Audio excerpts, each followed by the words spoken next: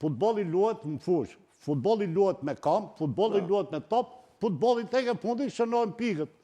Dhe gjithë ky historik që boti, po e deshe ti ta bëj historikun më përpara, unë që vitet 60, e di të bëj histori.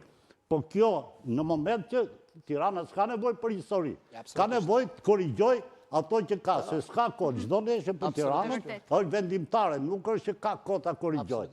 Kjo është kryesorja.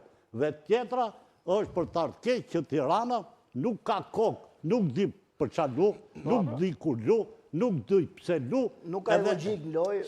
S'ka asnjë lloj logjike në lojë. Tirana sa lutet për fitore. Do ta nisë lojën me pressing. Tirana nuk bën dot pressing lart.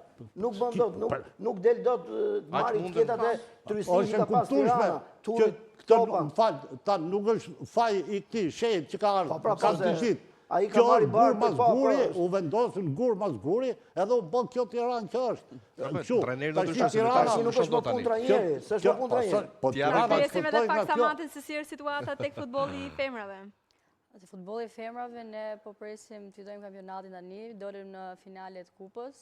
Mund të vllaznin 2 herë rresht, si në shtëpi si në Shkodër.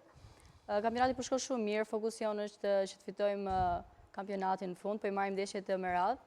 Dhe me Mercato kemi bërë shumë mirë, kemi marrë goxha tuaja që na bën shumë punë. Edhe po presim që t'i marrim ndeshjet me radhë dhe të shkojmë në finale.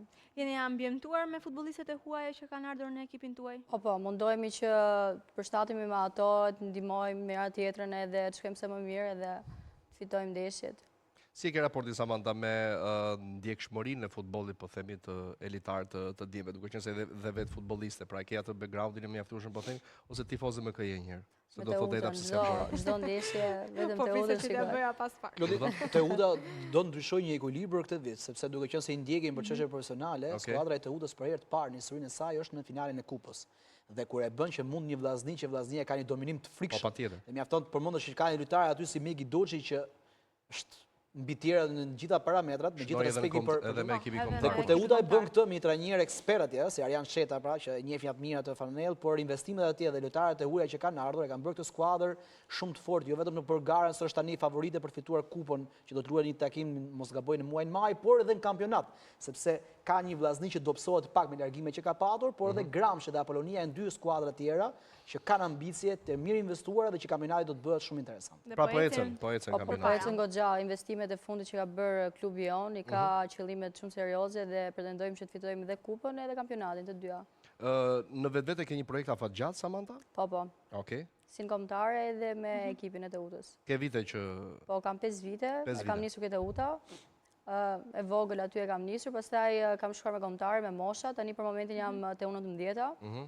Edhe po shkojmë shumë mirë dhe kemi ndeshjet mas një muaj dhe pretendojmë që të kalojmë në ligën e parë të AJA edhe të kualifikohemi. E shikon që të kthehet profesioni yt kryesor në një të ardhme? Po, se ja akoma e vogël. Po, shpresojmë. Në nënvizojmë këtë. Urojmë suksese.